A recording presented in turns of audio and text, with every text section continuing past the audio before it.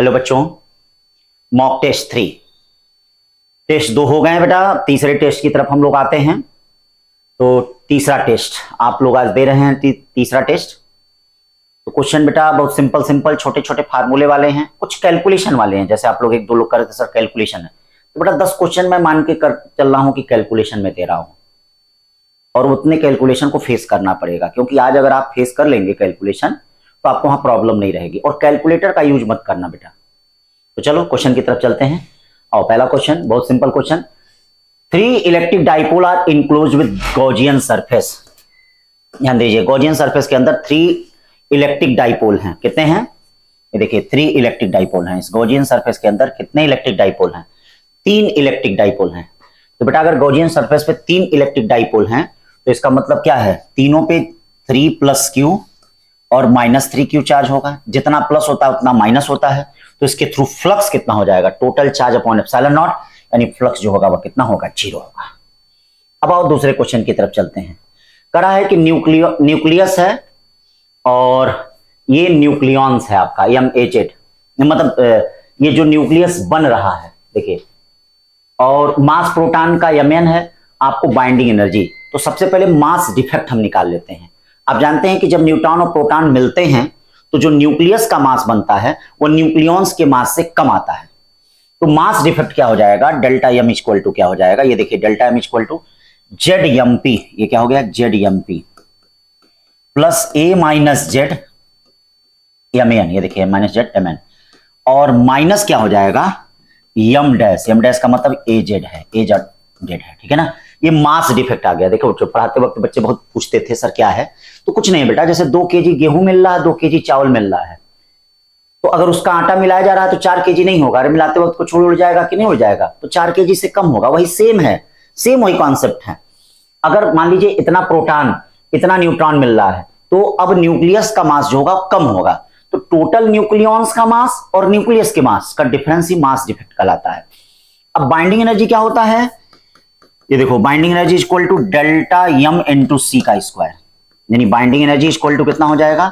Delta M आपको पता ही है, C स्क्वायर से मल्टीप्लाई कर दीजिए तो कौन सा ऑप्शन आएगा? B ऑप्शन आएगा, ठीक है। दूसरे के बाद तीसरा चलते हैं। क्या कह रहा है?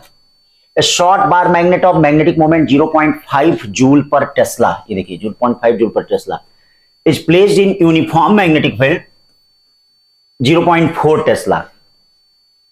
Uniform magnetic field 0.4 Tesla. The magnet is in stable equilibrium. याद रखिएगा स्टेबल इक्विलिब्रियम का मतलब थीटा की वैल्यू कितनी होती है? 0। तो पोटेंशियल एनर्जी पूछ रहा है, तो कितनी पोटेंशियल एनर्जी होती है आपको पता है? U equal to -mb cos क्या होता है? 0। देखिए U equal to -mb cos 0, या U इक्वल टू क्या हो गया? -mb। सब कुछ दिया है, सारी वैल्यू रख दीजिए, बी वाला ऑप्शन आएगा, ठीक है। फिर आते हैं क्या कर रहा है, देखिए बड़ा अच्छा क्वेश्चन है। If the angle between the polarizer and analyzer is 30 degree, then the what percentage of incident light is transmitted? Incident light. तो what percent of incident light is transmitted? तो बेटा इंसिडेंट लाइट का मतलब कितना percent जो है वह transmit होगा, यही आपको बताना है, ठीक है ना। तो the angle between polariser and analyser, then what percent of incident light is transmitted.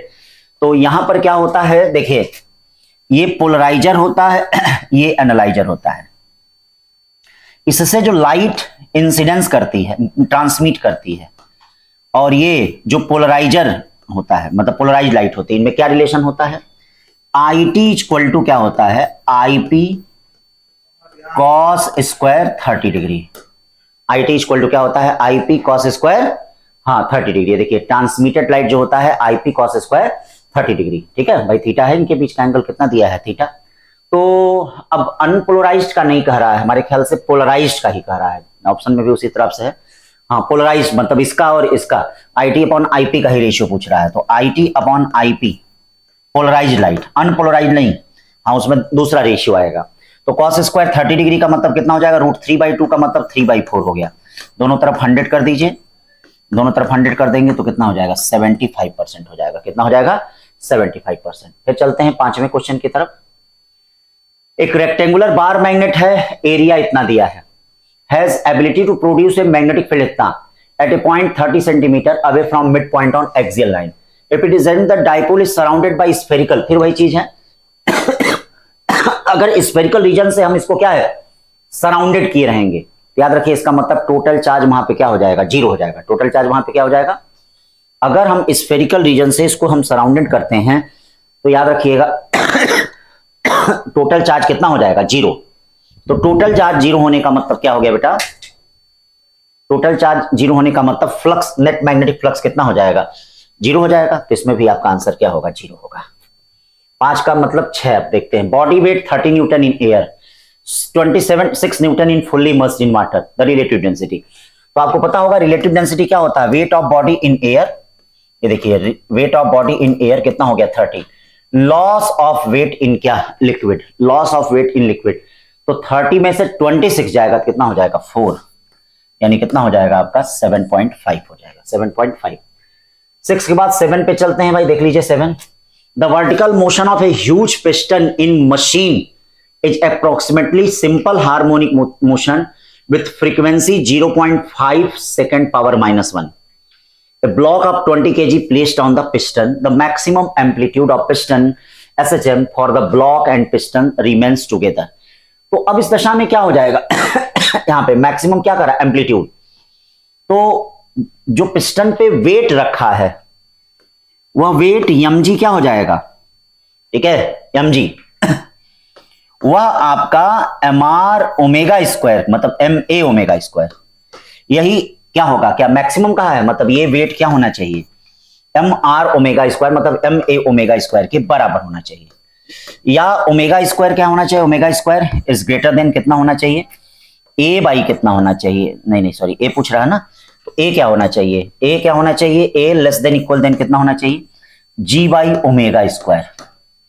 Omega आपको पता है, हाँ ओमेगा पता है, फ्रीक्वेंसी कितनी पता है, omega equal to 2 pi F होता है, फ्रीक्वेंसी आपको पता है less than equal then G upon omega कितना होता है 2 पाई एफ।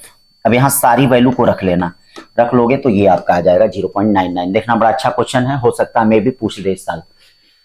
तो 7वें के बाद 8वें पे चलते हैं। देखो बेटा, हाँ ये क्लोज ऑर्गन पाइप का है, सिंपल ऑर्गन पाइप में बच्चे अक्सर कहते हैं सर कंफ्यूज हो जाते हैं। बेटा ऑर्गन पाइप में कंफ्यूजन की जरूरत नहीं है, बस 2 बातें आप याद रखिए। एक ओपन ऑर्गन पाइप होता है, ओपन ऑर्गन पाइप में जो फ्रीक्वेंसी चलती है ये देखिए V/2L, ठीक है, 2V/2L और 3V/2L और 4V/2L चलता है। इसको हम फंडामेंटल टोन कहते हैं, इसको हम फर्स्ट ओवर टोन कहते हैं, इसको सेकंड ओवर टोन कहते हैं, इसको थर्ड ओवर टोन कहते हैं। ये फर्स्ट हार्मोनिक होता है, सेकंड हार्मोनिक होता है, थर्ड हार्मोनिक होता है। यही अगर क्या होता है क्लोज कर दिया जाता है तो ये फंडामेंटल वाला V/4L हो जाता है, और ये 3V/4L हो जाता है, और ये 5V/4L हो जाता है, और ये 7V क्या हो जाता है 4L हो जाता है। तो क्वेश्चन में क्या करा है, क्वेश्चन में कह रहा है कि open organ pipe suddenly close at one end as a result of which the frequency of third harmonic of close pipe. देखिए frequency of third harmonic of close pipe is found to be higher by 100। Third harmonic का मतलब कितना हो गया 3V/4L। ये देखिए 3V/4L कितना करा जाते हैं, 3V/4L जो है 100 जाते हैं। Fundamental frequency of open pipe, open pipe की फंडामेंटल फ्रीक्वेंसी कितनी है -V कितना हो जाएगा 2L, कितना जाते हैं 100। करा fundamental frequency of open pipe निकालना है, इसका मतलब V/2L आपको निकालना है। तो इसमें से जब इसको माइनस करेंगे तो ये क्या आएगा V/4L आएगा। तो V/4L की वैल्यू 100 है, हमको V/2L की वैल्यू चाहिए, तो बोलिए V/2L की वैल्यू कितनी हो जाएगी 200 हर्ट्ज हो जाएगी। कितना हो गया 200 हर्ट्ज हो जाएगा, ठीक है। 8 के बाद 9वें क्वेश्चन की तरफ चलते हैं, बड़ा अच्छा question. Now in the minimum deviation 30 degree the speed of light in some prism angle दे दिया है। तो सबसे पहले आप कुछ मत करिए, रिफ्रैक्टिव इंडेक्स निकाल लीजिए। तो आप जानते हैं मिनिमम डेविएशन के केस में रिफ्रैक्टिव इंडेक्स म्यू क्या होता है, sine del m plus a/2 upon क्या होता है साइन a/2 होता है। ये देखिए हो गया, या म्यू इक्वल टू कितना हो जाएगा जरा बताइए, mu equal to sine 30 plus 60/2 upon sine 60/2, या म्यू इक्वल टू क्या हो जाएगा साइन 90/2 का मतलब साइन कितना हो जाएगा 45 डिग्री, और ये कितना हो जाएगा साइन 30 डिग्री। साइन 45 डिग्री कितना हो जाएगा 1/√2, और साइन 30 कितना हो जाएगा 1/2, यानी कितना आ गया √2। बाकी आप जानते ही होंगे म्यू इक्वल टू क्या होता है C/V, तो mu equal to C by B, यानी आपसे बी पूछ रहा है, वी इक्वल टू क्या हो जाएगा C by, V equal to C by क्या हो जाएगा म्यू, तो 9 का कौन सा हो जाएगा ए हो जाएगा। ठीक है, चलते हैं 10वें क्वेश्चन की तरफ। क्या करा भैया, बहुत कॉमन क्वेश्चन, बहुत important question. The amount of energy release in the fusion of 1s2। तो देखिए 1s2 NH2 का फ्यूजन होता है, ये देखिए 1s2 और प्लस 1s2, इसका जब फ्यूजन होता है तो ये देखिए क्या तैयार होता है हमारे पास 2He4 तैयार होता है, साथ में एनर्जी निकलती है। तो ये जो Q वैल्यू होती है वह क्या होती है, total binding energy of helium, यानी टोटल बाइंडिंग एनर्जी ऑफ क्या, ये देखिएगा helium minus total binding energy of क्या ड्यूट्रॉन होती है। यहां ये क्या दिया है, बाइंडिंग एनर्जी पर न्यूक्लियॉन दिया है, तो इसका बताओ टोटल बाइंडिंग एनर्जी क्या हो जाएगा। टोटल बाइंडिंग एनर्जी निकालने के लिए बाइंडिंग एनर्जी पर न्यूक्लियॉन को उसके मॉलिक्यूलर मास से मल्टीप्लाई करते हैं, तो मॉलिक्यूलर मास से मल्टीप्लाई करेंगे तो ये 28 मेगा इलेक्ट्रॉन वोल्ट आएगा, minus total binding energy of deuteron, ध्यान दीजिएगा total binding energy of deuteron, total binding energy of deuteron कितना हो जाएगा, ध्यान दें 1.1 यानी 2 2 4 हो गया, यानी 4 इंटू कितना हो जाएगा 1.1, सॉल्व करेंगे तो कितना हो जाएगा 23.6 मेगा इलेक्ट्रॉन वोल्ट। ठीक है ना। 10 के बाद चलते हैं 11 पे। Square wire 2 centimetre is place 20 centimetre. वे कुछ दिन पहले हम लोग क्लास में भी इस टाइप का क्वेश्चन किए हैं, अब बस डाटा थोड़ा सा चेंज है। Concave mirror of focal length 10 centimetre, concave mirror है जिसकी फोकल लेंथ कितनी दी गई है 10 सेंटीमीटर दी गई है। It's centre on the axis of mirror and it's place normal to the axis, the area enclosed by the image of wire edge, area enclosed by image of wire edge. तो सबसे पहले बेटा magnification निकाल लेते हैं। आप जानते हैं कि एरियल मैग्निफिकेशन में क्या होता है, area of image upon area of object, ये लीनियर मैग्निफिकेशन का क्या होता है स्क्वायर। ये देखिए लीनियर मैग्निफिकेशन का क्या होता है, area of image upon area of object equal to linear magnification का क्या होता है स्क्वायर होता है। देख लीजिए area of image upon area of object equal to linear magnification का क्या हो जाएगा स्क्वायर हो जाएगा। अब बच्चा क्या हो जाएगा, सबसे पहले आप मैग्निफिकेशन निकाल लीजिए। तो मैग्निफिकेशन के लिए एम इक्वल टू आप जानते हैं एफ अपॉन मिरर है, हाँ मिरर है तो F upon F minus you जानते हैं। एफ कितना है, कॉनकेव मिरर है तो कॉनकेव मिरर है तो कितना होगा, कॉनकेव मिरर है तो -10 होगा, -10 होगा, ये यू -20 होगा, यू -20 होगा, यू कितना हो जाएगा -20 का मतलब कितना हो जाएगा, ये +20 हो गया, तो इसका मतलब ये कितना आ जाएगा 1 आ गया। मैग्निफिकेशन कितना आ जाएगा भैया, मैग्निफिकेशन इसका -1 आ जाएगा। अब ये बताइए एरिया ऑफ इमेज आपको निकालनी है, तो एरिया ऑफ इमेज निकालनी है। अब देखिए मैग्निफिकेशन 1 है, इसका मतलब इमेज की और ऑब्जेक्ट की साइज समान होगी, बस इन्वर्टेड इमेज होगी, बस यही बता रहा है। तो area of image upon area of object कितना हो जाएगा 2 कितना हो गया 4, और ये मैग्निफिकेशन -1 का स्क्वायर, तो area of image equal to कितना हो जाएगा 4 सेंटीमीटर का स्क्वायर, डी वाला ऑप्शन होगा। ठीक है ना बच्चा लोग। 11 के बाद 12 पे चलते हैं। क्या करा है, when a uniform solid sphere and disk of same mass and same radius rolls down on an inclined smooth plane from rest to the same distance and the ratio of time taken by them। तो आपको मालूम है कि inclined plane पे कोई भी object अगर role करता है तो उसका टाइम पीरियड होता है 1/sin θ √2h/g 1 + k² कितना होता है r²। अब देखो इसके टाइम का रेशियो यानी t1 upon t2 equal to क्या होगा √1 + k² और ये देखिए √1 + कितना k²। अब पहला क्या है, देखिए पहला कौन, inclined plane smooth plane rest same distance, एक सॉलिड स्फीयर और डिस्क है। सॉलिड स्फीयर का कितना हो जाएगा 1 + k² 2/5, डिस्क का 1 + 1/2, या ये क्या हो जाएगा 7/5 अपॉन 3/2, यानी 14 कितना हो जाएगा 15 रूट में, तो 14/15 रूट में, इसका मतलब सी हो जाएगा। ठीक है ना। 12 के बाद 13 क्वेश्चन की तरफ चलते हैं। Given below are 2 statements. Eddy current क्या दे रहा है, heat up core of a transformer and dissipate electrical energy in form of heat, एकदम सही कह रहा है। ठीक है भाई। Eddy current are produce in any metallic conductor when magnetic flux is change. आप जानते हैं कि ईडी करंट किसी भी बल्क पीस में, मतलब मेटल पीस में, कंडक्टर में प्रोड्यूस होती है, और कब, जब मैग्नेटिक फील्ड का चेंज होता है तब। तो जब भी मैग्नेटिक फील्ड का चेंज होता है तो याद रखिएगा ये प्रोड्यूस होता है, इसका मतलब इसमें बी वाला ऑप्शन सही है, दोनों सही है। फिर चलते हैं, देखते हैं 14 क्वेश्चन क्या करा है। A current of 2 milliampere was pass through an unknown resistor which dissipate power of इतना। ठीक, तो देख लेते हैं उसका रेजिस्टेंस कितना है, जिस कंडक्टर से पास हो रहा है उसका रेजिस्टेंस कितना है। तो उसको देखने के लिए power P equal to I square क्या करना पड़ेगा, R, या R equal to power P कितना है 4.4 अपॉन आई स्क्वायर कितना है 2 मिली एम्पियर का क्या होल स्क्वायर।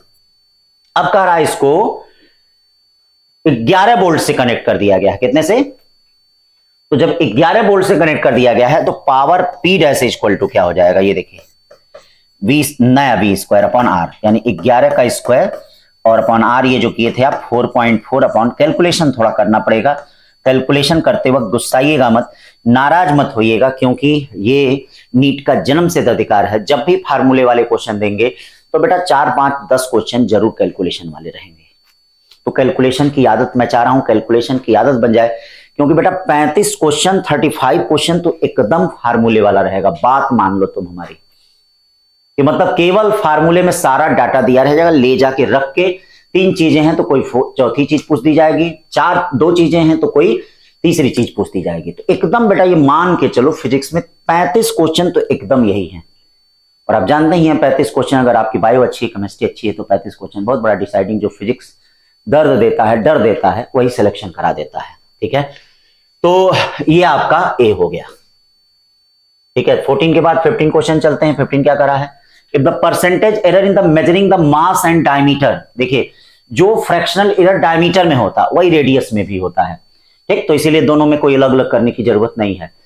तो आप जानते हैं डेंसिटी क्या होती है, मास अपॉन वॉल्यूम। वॉल्यूम कितना होता है 4/3 पाई आर क्यूब होता है। डेंसिटी कितना हो गया, delta D upon D equal to delta M upon M, और ये देखिए इसमें क्या हो गया 3 डेल्टा आर अपॉन कितना हो गया 4/3 पाई पे कोई एरर ही नहीं होगा।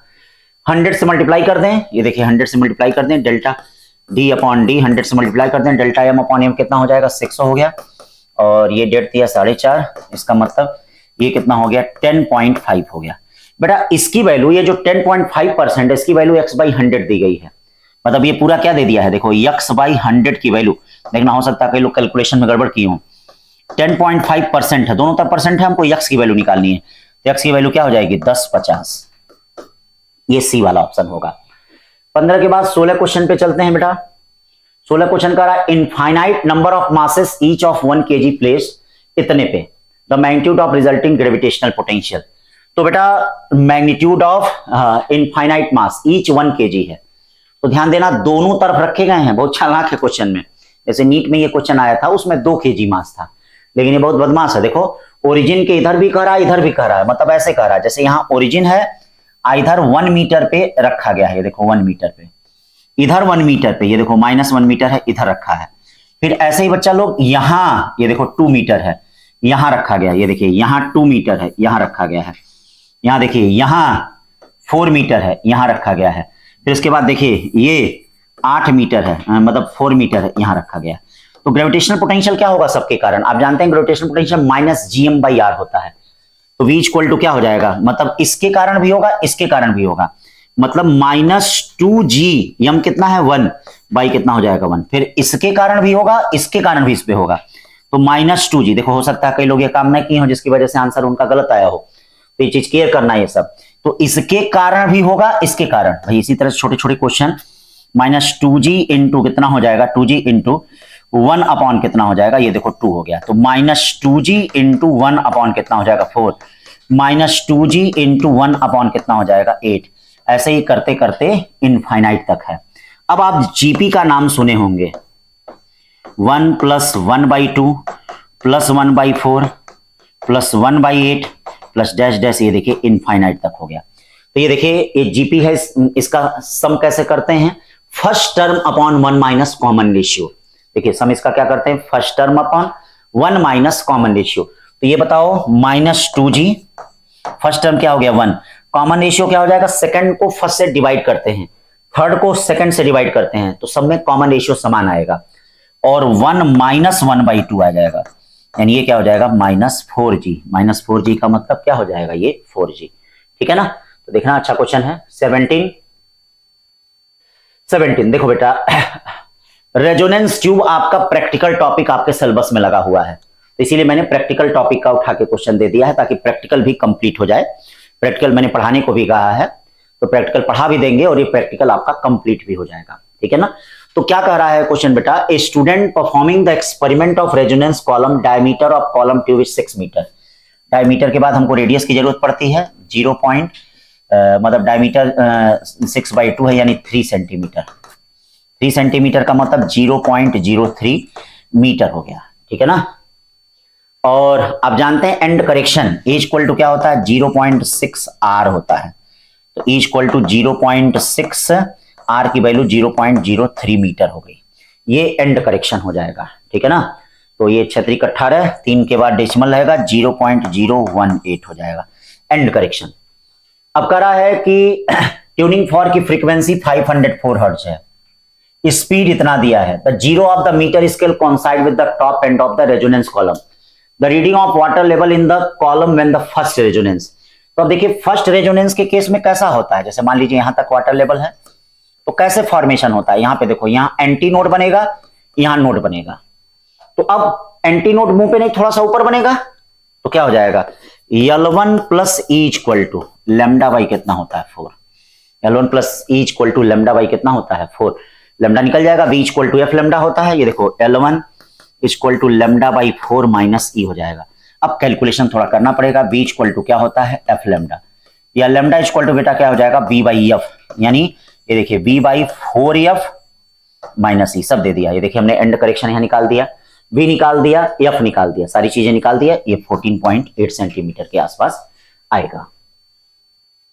17 के बाद 18 पे चलते हैं। Assuming Bohr model of hydrogen atom, if an electron jump from first excited state to ground state of hydrogen, देखिए फर्स्ट एक्साइटेड से ground state, then the percentage change in the speed of electron, यानी speed of electron में आपको percentage change निकालना है बेटा। तो percentage change के लिए सबसे पहली चीज आप जानते हैं नंबर ऑफ ऑर्बिट पे कैसे डिपेंड करता है, V inversely proportional to n। तो अगर सेकंड ऑर्बिट में जाएगा तो इसका मतलब V2 इक्वल टू क्या हो जाएगा, V/2 हो जाएगा, यानी वेलोसिटी कितनी हो रही है, हाफ। तो वेलोसिटी का चेंज कितना होगा, वो भी हाफ होगा, अरे V में से V/2 जाएगा। परसेंटेज चेंज कितना होगा, वो भी हाफ होगा। हाफ का मतलब कितना परसेंट, कहां गए 50%, हाफ का मतलब 50%। फिर क्या कर रहा है, the work function of given material is इतना, वर्क फंक्शन देख लीजिए, W0 इक्वल टू कितना दे दिया, ये स्टॉपिंग पोटेंशियल यानी EV0 कितना हो गया, EV0 को ही K मैक्स कहते हैं।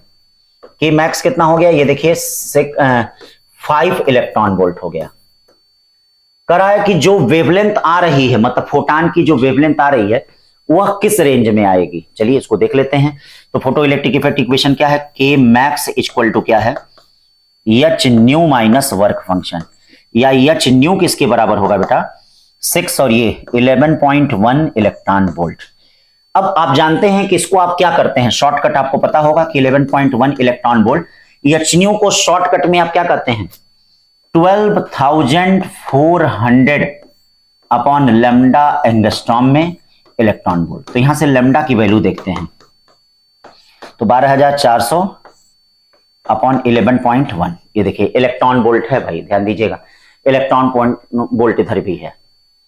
तो आप जब देखेंगे तो कितना रेंज आना चाहिए, ध्यान दीजिएगा 0.1 एंगस्ट्रॉम से लेकर 100 एंगस्ट्रॉम तक, किसमें आता है 100 एंगस्ट्रॉम तक, किस रीजन में आता है भाई, कैलकुलेशन में कहीं गड़बड़ नहीं हुआ है ना, देख लीजिएगा 6 और 5 मिलके 11 हो जाएगा, 11.1 किलोमीटर। और ये आपका H न्यू की वैल्यू भी वही आ गई, H न्यू कितना हो गया 12,400 अपॉन ये लेमडा की वैल्यू 11.1। तो इसको जब डिवाइड करेंगे तो ये क्या हो गया, करीब 1 हो गया। एक मतलब क्या एक्सरे रीजन में आ रहा है कि किस रीजन में आ रहा है, देख लीजिएगा कैलकुलेट करने पे, ठीक है एक्सरे रीजन में आएगा। 0.1 से लेके 100 तक एंगस्ट्रॉम तक होता है, देख लेना आप। An open door of refrigerator is kept inside a closed room. The temperature of room is, हो सकता है, ठीक है नहीं एकदम हो सकता है, एकदम होगा कि जब हम रेफ्रिजरेटर के डोर को हम खोल देते हैं तो रेफ्रिजरेटर का क्या सिद्धांत है, वैसे रेफ्रिजरेटर सिलेबस में नहीं है तो 1-2 क्वेश्चन गलती से कभी कभार आ जा रहे हैं, आएगा नहीं रेफ्रिजरेटर से रिलेटेड, ठीक है। तो जब रेफ्रिजरेटर का डोर, एक आध क्वेश्चन भाई कितना भी ध्यान दिया जाए भाई, डेली मॉक है, डेली है, कोई ना कोई है, तो कोई न कोई गलती से आ जा रहा है, तो एक दो क्वेश्चन ऐसे आएंगे तो उसके लिए बच्चों सॉरी, ठीक है, लेकिन कोई बात नहीं है, 45 क्वेश्चन आपके सही ही हैं, 45 क्वेश्चन जरूर लगाइए अच्छे से। तो यहाँ पे जब डोर को ओपन कर देते हैं तो उस दिशा में घर क्या होता है, ठंडा नहीं होता, घर गर्म होता है। फील होता है कि ठंडा हो रहा है, लेकिन वह धीरे धीरे गर्म होगा। The refractive index of material glass is 1.5, the speed of light in glasses, तो स्पीड ऑफ लाइट, फिर वही काम, म्यू इक्वल टू कितना हो जाएगा, सी बाई वी, एकदम छोटे छोटे, या V equal to C by कितना हो जाएगा, म्यू, वी सही होगा इसमें। 21 के बाद 22 जरा देख लेते हैं।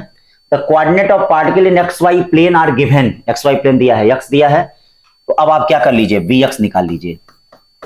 बी एक्स क्या निकालेंगे, 40, आप ए एक्स निकाल लीजिए, ए एक्स क्या होगा 4, फिर यहां देखिए बी वाई कितना हो जाएगा 32t, ए वाई क्या हो जाएगा 32। चलिए ए वाई और ए एक्स को डिवाइड करते हैं, देखते हैं इन दोनों एक्सेलरेशन में क्या रिलेशन आता है। तो ए वाई बाई ए एक्स जो आ गया 32 को ये 8 आ गया, या ए वाई इक्वल टू क्या हो गया 8 ए एक्स हो गया। देखिए ए वाई इक्वल टू क्या हो जाएगा 8 ए एक्स हो जाएगा। ये किसका इक्वेशन लग रहा, Y equal to M X का इक्वेशन लग रहा है।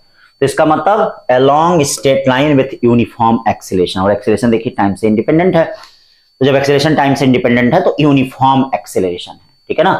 तो 22 के बाद 23 चलते हैं। देखिए बड़ा अच्छा क्वेश्चन, 2 डिस्क है, मोमेंट ऑफ इनर्शिया इनका, अब देखिए ये 2 डिस्क हैं, जैसे ये देखिए ये 2 डिस्क हैं, इनको एक कॉमन एक्सिस पे क्या है, कॉमन एक्सिस पे, ये देखो कॉमन एक्सिस पे क्या फाइंड करना है, if the both disc are pressed face to face rotate rotational kinetic energy of system, याद रखना काइनेटिक एनर्जी ऑफ सिस्टम का आपको रोटेशनल एनर्जी बताना है। तो अब ये देखिए अगर दोनों इस तरह से फेस फेस कर रहे हैं तो रोटेशनल काइनेटिक एनर्जी क्या हो जाएगा, हाफ I1 प्लस I2, ठीक है, और कॉमन ओमेगा का होल स्क्वायर। तो कॉमन ओमेगा कितना हो जाएगा भाई, law of conservation of angular momentum से हाफ I1 प्लस I2, ये देखिए I1 omega 1 plus I2 omega 2 upon क्या हो जाएगा I1 प्लस I2 का होल स्क्वायर। ये कट गया तो इसका मतलब कौन सा सही होगा, सी वाला होगा। देखना लॉस नहीं पूछा है, कॉमन पूछा है, तो हम common angular velocity law of conservation of angular momentum से बता देंगे और इसको रख लेंगे। 23 के बाद 24 क्वेश्चन क्या करा भैया, a portion of a meteoroid moving a constant rate 50 kilometre per hour, कितने से, ठीक है, gets separated from its surface when it enters earth atmosphere, किसमें एंटर कर रहा है, earth atmosphere, find the velocity of portion of meteoroid at instant after it get separate. तो बेटा कोई चीज अगर अलग हो रही है किसी चीज से तो भाई उसका मोमेंटम क्या होगा मतलब अलग हो रही है, जैसे उसी से अलग हो रही है, जैसे उस कंडीशन में वह मूव कर रहा है तो उसी से वह पार्टिकल क्या कर रहा है, अलग हो रहा है। तो अलग होने पे जितनी उसकी वेलोसिटी होगी सेम उसकी भी वही वेलोसिटी होगी, तो उसकी भी वेलोसिटी कितनी होगी 50 किलोमीटर पर आवर हो जाएगा, ठीक है ना, 50 किलोमीटर पर आवर। ठीक, 25 देखिए कितना हो जाएगा, हाँ, 2 wires of same material and same diameter have length इतना, they are stretch by same force, the ratio of work done in stretching. तो क्या वर्क डन होता है, W equal to half K X square. ये string constant है, ये छोटा L मान लो, स्ट्रिंग कांस्टेंट में क्या होता है W इक्वल टू हाफ के YA बाई कितना हो गया यल, या एल स्क्वायर, मतलब वर्क डन कितना हो जाएगा directly proportional to L square by कितना हो जाएगा, कैपिटल एल हो जाएगा। ये देखिए यल स्क्वायर बाई कितना हो जाएगा, कैपिटल एल हो जाएगा, यानी यल स्क्वायर बाई कैपिटल एल हो जाएगा।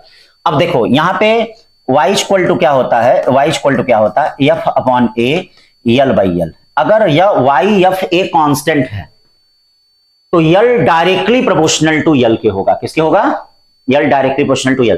तो आप इस यल की जगह कैपिटल एल रख सकते हैं, इसका मतलब W डायरेक्टली प्रोपोर्शनल टू किसके होगा, यल, यानी W1 अपॉन W2 किसके इक्वल हो जाएगा, L1 बाई L2, यानी 2 बाई कितना हो जाएगा 9, 2 बाई 9 है कोई, हाँ ठीक, 2 बाई 9 फिर उसके बाद चलते हैं 26 क्या करा भैया, करा pole PQ is the held vertically with one end P on the floor and is then allowed to fall, the speed of the other end Q is, ठीक है, अलाउड टू फॉल। ये देखिए इस तरह से है, ऐसे रखा गया है और इसको गिराया जा रहा है, तो गिराया जा रहा है जैसे इस तरह से है और इसको गिराया जा रहा है, तो क्या कौन से, पहले इसके अंदर कौन सी एनर्जी होगी बेटा, इसके अंदर पोटेंशियल एनर्जी होगी mgl/2।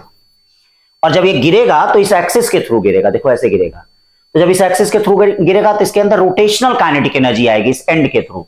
तो रोटेशनल काइनेटिक एनर्जी कितनी होगी, हाफ आई ओमेगा स्क्वायर, ये देखिए half I omega square, half I omega square, या mgl/2 हाफ क्या हो गया, what is the strike the speed पूछ रहा है, तो हाफ आई ओमेगा स्क्वायर। अब क्या हो जाएगा, आई क्या होता है ml²/3, ओमेगा क्या होता है v/r, ओमेगा कितना होता है v/r, ये सब वैल्यू रख देना, omega equal to v/r, v/r, तो v/r का मतलब क्या हो जाएगा, ये देखिए ये सारे ये सब कट जाएंगे यहां से, मतलब ओमेगा कितना हो जाएगा, ओमेगा इक्वल टू v/r, और r को l/2 लेना, r को कितना लेना l/2, तो l/2 लोगे तो सब कट पिट जाएगा, तो ये यहां से कितना आ जाएगा √3gl।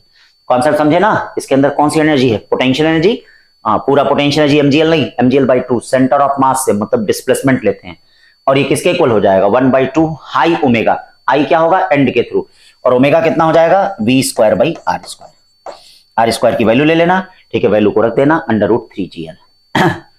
फिर आ जाओ डबल कॉन्वेक्स लेंस, 27 क्वेश्चन क्या करा, lens made of glass, the both radius of curvature इतना, incident light ray parallel to axis of lens will converge at distance l such that l पूछ रहा है, इसका मतलब फोकस पूछ रहा है इसका, तो फोकस के लिए क्या हो जाएगा आपके पास वही कॉमन फार्मूला μ-1 1/r1 माइनस 1/ कितना r2, चलिए μ-1 1/r1 माइनस 1/r2, बाकी सारी चीजें सही हैं, ये देख लीजिए ये क्या हो जाएगा C हो जाएगा, ठीक है ना।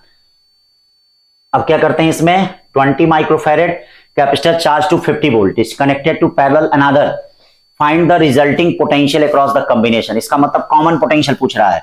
आप जानते हैं दो कैपेसिटरों को अगर आपस में कनेक्ट करते हैं तो उनका common potential C1V1 plus C2V2 upon क्या हो जाएगा C1 प्लस C2 हो जाएगा, ये देखिए common potential V equal to C1V1 plus C2V2 upon C1 plus कितना हो जाएगा C2 हो जाएगा, C1V1 plus C2V2 upon C1 plus C2 हो जाएगा। तो अब इसको सॉल्व करेंगे तो क्या जाएगा 28 के बाद 29 पे चलते हैं। इन एसी सर्किट देखिए करंट दिया है, ई दिया है, आपसे एवरेज पावर लॉस पूछा जा रहा, तो एवरेज लॉस पावर लॉस कितना होता है बेटा, E0 I0 upon 2 cos phi होता है, जहां 5 फेज डिफरेंस होता है, या E0 की वैल्यू कितनी है देखो 10, नहीं I0 की, इसकी वैल्यू कितनी है 220 और अपॉन 2 cos कितना फेज डिफरेंस कितने का है, ये साइन है, ये भी चेक कर लेना, अगर साइन और कॉस होगा तो बदल जाएगा, ये साइन साइन का है तो इसका मतलब फेज डिफरेंस π/3 है यानी cos π/3। सॉल्व करेंगे 550 वाट आएगा, क्या आएगा 550 वाट आएगा। 29 के बाद 30 पे चलते हैं। A body drop from the top of tower covers 7h distance in last second, याद रखिएगा लास्ट सेकेंड का फार्मूला होता है shortcut S equal to u plus half 2t minus 1, ये पूरे जर्नी का होता है, ये t पूरे जर्नी का निकलता है, तो यस लास्ट सेकंड में कितना कवर कर रहा है 7h, और u को हम 0 मान के चलते हैं, प्लस हाफ, इससे जानते हो जो टाइम निकलेगा बेटा वो पूरे जर्नी का निकलेगा, where h is distance cover in the first second, तो फर्स्ट सेकंड में कितना डिस्टेंस कवर होता है, h इक्वल टू देख लीजिए 0 प्लस हाफ g इंटू ये 1 का स्क्वायर होता है, h को यहां लेके आओ, यहां कुछ छूट गया है क्या, हाँ छूट गया है, ये देखो 7h को लेके आओ, हाफ g इंटू 1 का स्क्वायर g/2 2t माइनस कितना हो गया 1, g/2 कट गया, यहां से देख लीजिए 7 8 आ गया, 8 का मतलब कितना हो जाएगा 2t, या t का मतलब कितना हो जाएगा 4 सेकंड, यहां से ये पूरी जर्नी का समय निकल गया। फिर 31 देखते हैं, the incident intensity on the horizontal surface at a C level from the sun is about इतना, if 50% of this intensity is reflected, देखिएगा ये बड़े अच्छे क्वेश्चन है, जैसे मान लीजिए आप जानते हैं रेडिएशन प्रेशर का नाम सुने होंगे, ये देखिए I/C इंटेंसिटी इंसिडेंट की, तो क्या कर रहा है 50%, इसका मतलब I/2C वापस आ गया, देखिए माइनस से, और 50% I/2C एब्जॉर्ब कर गया, जो एब्जॉर्ब कर गया खत्म कहानी। इसका मतलब टोटल रेडिएशन प्रेशर कितना हो जाएगा, ये चेंज ऑफ मोमेंटम लेते हैं, तो 1 + 1/2 यानी 3/2 I/c हो जाएगा कि नहीं। Find the ratio of radiation pressure to atmospheric pressure, मतलब PR/P0 का रेशियो पूछ रहा है। तो PR कितना है 3/2 I/c और P0 आपको 10⁵ पता ही है। तो देखिए I की वैल्यू दे दी गई है बेटा, C की वैल्यू दी गई है, सब कुछ रखेंगे, कैलकुलेट करेंगे, ठीक है। तो कौन सा आएगा A। फिर 31 के बाद 32 चलते हैं। ये सब तो मुंहजबानी क्वेश्चन है भैया, ये सब कर ले जाएंगे। IV कैरेक्टरिस्टिक फोटोडायोड का कौन सा है, ये है फोटोडायोड का, ठीक है ना, फोटोडायोड का ये है। 33 क्या है, charge particle is moving perpendicular to uniform magnetic field. तो आप जानते हैं कोई भी चार्ज पार्टिकल अगर किसी यूनिफॉर्म मैग्नेटिक फील्ड में जाता है तो उसका पाथ कैसा बनता है, सर्कुलर बनता है। पाथ कैसा बनता है, उसका स्पीड, काइनेटिक एनर्जी कांस्टेंट रहता है, वेलोसिटी और मोमेंटम बदलता रहता है। तो देख लीजिए इसमें कौन सा ऑप्शन हो जाएगा, बी। 34 क्या कह रहा है, reverse bias junction diode change from 4 volt to 12 volt. देखो चेंज ऑफ वोल्टेज कितना हो जाएगा, चेंज ऑफ वोल्टेज हो गया 8 वोल्ट। और करंट डेल्टा आई कितना हो गया, करंट हो गया 20 से 60, 60 में से 20 जाए 40 माइक्रो एम्पियर, ठीक है ना। द रेजिस्टेंस ऑफ जंक्शन, तो R इक्वल टू क्या होता है, वही डेल्टा V अपॉन क्या, डेल्टा I। 80 में 40 से डिवाइड करेंगे 2 × 10⁵ ओम आ जाएगा, ठीक है ना। ये डायोड का रेजिस्टेंस हो जाएगा। 35 क्या कह रहा है भैया, the density of oxygen is 8 times the density of hydrogen. हो सकता है आप इस क्वेश्चन में कंफ्यूज रहे हो कि ये क्या दिया है, होता है ये भाई, डेंसिटी ऑफ ऑक्सीजन 8 टाइम्स होता ही है। जैसे मॉलिक्यूलर मास ऑक्सीजन का क्या होता है 16, 16, और उसका कितना होता है 2 होता है। तो आखिरकार वह उतना है, मॉलिक्यूलर मास अगर 8 टाइम्स है तो उसकी डेंसिटी भी क्या है, समान वॉल्यूम में क्या होगी, 80 टाइम्स होगी। Then the what temperature the velocity of sound in hydrogen, तो खाली बकवास करने के लिए दिया है, इसका कोई मतलब नहीं है। तो at what temperature the velocity of sound in hydrogen, ये टी पे है, हाइड्रोजन टी पे है, is equal to velocity of oxygen at कितने पे हो गया 87 पे हो गया। तो ये क्या हो जाएगा, अंडर रूट गामा सबका सेम होगा, गामा R 273 प्लस कितना होता है T, और नीचे क्या हो जाएगा, मॉलिक्यूलर मास ऑक्सीजन का 2 हो जाएगा, दोनों डायटोमिक हैं, दोनों का गामा सेम होगा। गामा R ये क्या हो जाएगा 273 प्लस 87 कितना हो गया बेटा 360, हाँ, और ये कितना हो जाएगा 16। इसको सॉल्व करेंगे, यहां से T की वैल्यू निकालेंगे, किसकी वैल्यू, तो T की वैल्यू निकालेंगे तो कितना आ जाएगा -228 डिग्री सेंटीग्रेड। फिर चलते हैं 36 पे, drift velocity of electron in metallic wire increase with increase of temperature. नहीं भैया, डिक्रीज करती है, इंक्रीज नहीं करती है। जान उस दो तरह से इसको समझ सकते हैं, जब टेम्परेचर बढ़ाएंगे तो काइनेटिक एनर्जी बढ़ जाएगी, और काइनेटिक एनर्जी बढ़ जाएगा तो कोलिजन होगा, और कोलिजन होगा तो अपनी एनर्जी को लॉस करेंगे, तो उनकी ड्रिफ्ट वेलोसिटी घटेगी।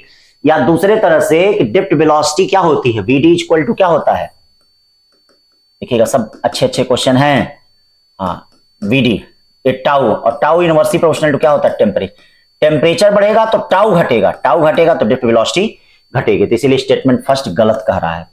On increasing the temperature conductivity of metal wire decrease, हाँ ये सही है। कंडक्टिविटी क्या करता है मेटल वायर का, भाई उसका रेजिस्टिविटी बढ़ता है, कंडक्टिविटी घटता है। तो statement first incorrect, statement second क्या कह रहा है, करेक्ट। 36 के बाद 37 क्वेश्चन में चलते हैं। AC current in the given I equal to इतना, the root mean square current. तो इसके लिए मैंने आपको बताया था कि ऐसा जब भी इक्वेशन आए तो आप क्या किया करिए, संयुक्त इक्वेशन निकालिए। कैसे निकालेंगे, I equal to I sine omega T plus, मैंने शॉर्टकट क्लास में बता दिया है, 10 इनवर्स I2 बाई कितना I1। अब I0 कितना होगा बेटा, I0 की वैल्यू अंडर रूट कितनी होती है, I1 स्क्वायर प्लस, और आप जानते हैं कि जो पीक वैल्यू होती है, ये देखिए ये जो पीक RMS वैल्यू होती है, कौन वैल्यू, ये पीक वैल्यू अपॉन √2 होती है। पीक वैल्यू अपॉन √2 का मतलब अंडर रूट I1 का स्क्वायर प्लस I2 का स्क्वायर अपॉन क्या होता है 2 होता है, यानी कौन सा होगा, C होगा। 37 के बाद 38 क्वेश्चन चलते हैं। क्या कर रहा है, a beam of ions enter normally into uniform magnetic field with velocity इतना, the specific charge of ion is इतना, the radius of circular path. तो R इक्वल टू क्या होता है बेटा mb/qb होता है। सब कुछ दिया है, रख के सॉल्व कर लो, ठीक है, ए वाला आएगा। 38 के बाद 39, a field free region 2 electrons are released move a line towards each other with velocity इतना, the distance of their closest approach. तो अब क्या होगा, मान लो एक प्रोटॉन इधर से आ रहा है, एक प्रोटॉन इधर से आ रहा है, तो दोनों आके मिलेंगे नहीं, उनके बीच की डिस्टेंस r होगी। तो इसके लिए क्या कॉन्सेप्ट होगा, उनकी काइनेटिक एनर्जी कितनी हो जाएगी, half mv² plus half mv², उनके पोटेंशियल एनर्जी के बराबर होगा 1/4πε0 E²/r के बराबर होगा। ये देखिए उनके पोटेंशियल एनर्जी 1/4πε0 E² किसके, r के बराबर होगा। ये देखिए 1/4πε0 E² किसके, r के बराबर होगा। ये देखिए हाफ mv² मिलके कितना हो जाएगा mv², और ये E² अपॉन कितना हो जाएगा 4πε0r। अब यहां से m v e सब दिया है, r की वैल्यू आप सॉल्व करके निकाल लीजिए, ठीक है, c आएगा। From the top of tower, a ball is dropped. If the total distance covered by it in last second of its motion is equal to distance covered it in first 5 second, तो last second में कितना distance cover करेगा बेटा, 0 plus g/2, हाँ 2t-1 लिख लीजिए। Last second का ये होता है, लास्ट सेकेंड का 2t- किसके बराबर है, फर्स्ट 5 सेकेंड। फर्स्ट 5 सेकेंड का क्या होगा, g इंटू 5 का स्क्वायर। तो क्या कर रहा है कि the time for which remain in air, यानी जी कट गया, टी की वैल्यू पूछ रहा है, 2 कट गया, 2t-1 इक्वल टू कितना हो गया 25, या 2t इक्वल टू कितना हो गया 26, या t इक्वल टू कितना हो गया 13। हमेशा याद रखिए जब भी लास्ट सेकंड में पूछा जाए तो उसके लिए शॉर्टकट याद रखे रहिए, h equal to u plus g/2 2t-1। ये ध्यान दीजिए करिए, h इनिशियल वेलोसिटी u क्या होगी, वहीं से होगी 0, और फर्स्ट अगर 5 सेकंड में पूछता तो उसके लिए ut प्लस हाफ dt²। तो ये दोनों आपस में बराबर है, हम नहीं, क्वेश्चन कह रहा है। 40 के बाद 41 क्वेश्चन की तरफ चलते हैं। देखो छोटे छोटे कितने अच्छे अच्छे क्वेश्चन हैं। The ratio of electric field and electric potential. Electric field कितना होता है, k/r², k/q कितना r, कट गया, क्या आ गया 1/r। 1/r का मतलब क्या हो गया c। फिर 42 क्वेश्चन कर रहा है, the cell of EMF 12 volt connected with the load 5 ohm provides the current 2 ampere, then the internal resistance. तो आप जानते हैं I इक्वल टू क्या होगा, E/r प्लस r होगा। ये देखिए E/r प्लस r, I कितना है भैया 2 एम्पियर, E कितना है भाई r, प्लस कैपिटल R कितना होगा भाई 5 ओम। अब यहां से निकाल सकते हैं, R प्लस 5 इक्वल टू क्या हो जाएगा 6, या R इक्वल टू कितना हो जाएगा 1, है कहीं 1 एकदम है। 43 क्वेश्चन में क्या हो जाएगा, dimensionally incorrect equation must be incorrect. सही कर रहा है, डायमेंशनली अगर इनकरेक्ट होगा तो इक्वेशन मस्ट बी इनकरेक्ट, इसका मतलब एकदम सही बोल रहा है। A dimensionally correct equation may not be correct, हम में और मे नॉट बी करेक्ट हो सकता है। जैसे मान लीजिए काइनेटिक जैसे हाफ mv, जैसे mv², ये डायमेंशनली तो करेक्ट है, डायमेंशनली तो करेक्ट है काइनेटिक एनर्जी के लिए, काइनेटिक एनर्जी का डायमेंशन और mv² का डायमेंशन।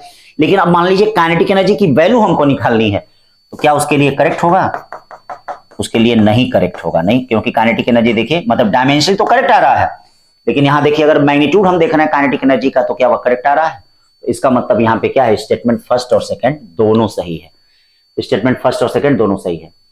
44 कह रहा है, cube of side l place uniform electric field the net electric flux. भाई जितनी लाइन एंटर करेगी उतनी निकल जाएगी, इसका मतलब टोटल क्या हो जाएगा 0।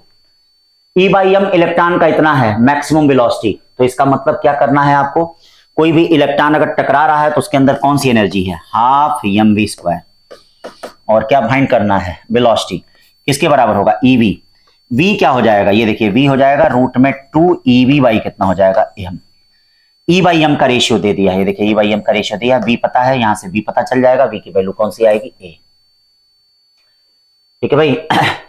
45 के बाद 46 बहुत अच्छा क्वेश्चन है, हो सकता है मे भी आ जाए इस साल। तो 46 का बी कह रहा है, मतलब क्या कह रहा है, तो आंसर हमने देख दिया। Energy level A B C certain atom corresponding, ये देखिएगा ये ज्यादा है ए बी और ई सी क्या है कम है। तो अब आप यहां से क्या कर सकते हैं, इस कंडीशन में आप एनर्जी क्या डिफरेंस ले सकते हैं, ई ए माइनस ई सी। अब देखिए इसमें आप बी को जोड़ सकते हैं और बी को आप निकाल सकते हैं, चलिए बी को निकाल सकते हैं। अब देखिए ई ए माइनस ई सी कितना हो जाएगा, ई ए माइनस ई सी एच न्यू 3 हो जाएगा। ये माइनस ईबी कितना हो जाएगा, ये माइनस एच न्यू 2, ये एच न्यू 1, इसका मतलब क्या हो जाएगा, ये देखिए C upon lambda 3 1 by lambda 2 plus 1 by lambda 1, यानी क्या हो जाएगा लेमडा 3 equal to lambda 1 lambda 2 upon lambda 1 plus lambda 2। तो ये देखिए 46 का क्या आ गया बी। 47 क्या कर रहा है, if the reading of voltmeter, ये देखिए reading of voltmeter V1 and V2 in the given circuit diagram 300 volt each, then the reading of voltmeter V3।